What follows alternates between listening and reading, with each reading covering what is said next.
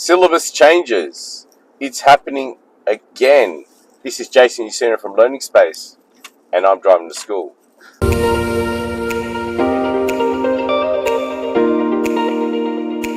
So I'm going to be talking about the syllabus changes that have been happening in the New South Wales syllabus.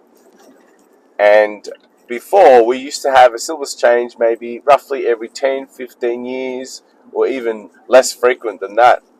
But now it seems like we are having syllabus changes every 5 years. So what does that mean? It means that your teachers need to be upskilled. So in the schools, teachers need to be on top of it, and it's really part of their job to be on top of it. They do a whole heap of things in the background that students and parents really don't realize, things like programming and things like that. So what does it mean for tutoring? Well, for tutoring, you do definitely want someone who is across it. If you get a teacher, a qualified teacher, you have more chance of a tutor to be across it if they are a teacher. Because as a teacher, it is part of their whole life to be on top of the program, to be on top of the syllabus, to be able to deliver that content in the classroom. So if you are looking for a tutor, then you definitely do want to think about that.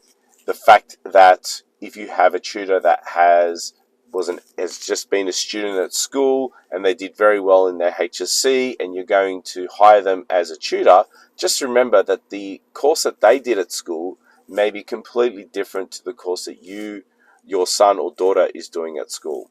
So it is important to take that into consideration. I've mentioned a few times before, when you want to get your car fixed and you take them to a mechanic, you want someone that is a qualified, certified mechanic. You don't want someone that just knows cars and just finished school and they have an interest for cars. I think it's something similar when it comes to your son or daughter's life and their education.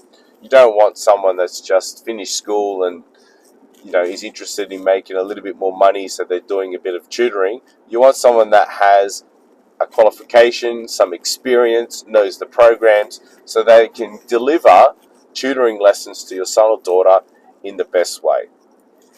So always think about the qualifications of the tutor. If they are a teacher, if they're an experienced teacher, there's a better chance that they're going to know the programs and they're going to be more passionate about teaching because that's pretty much their whole vocation. If you like my videos, there are more of them at learningspace.net.au/driving to school. And have a great day.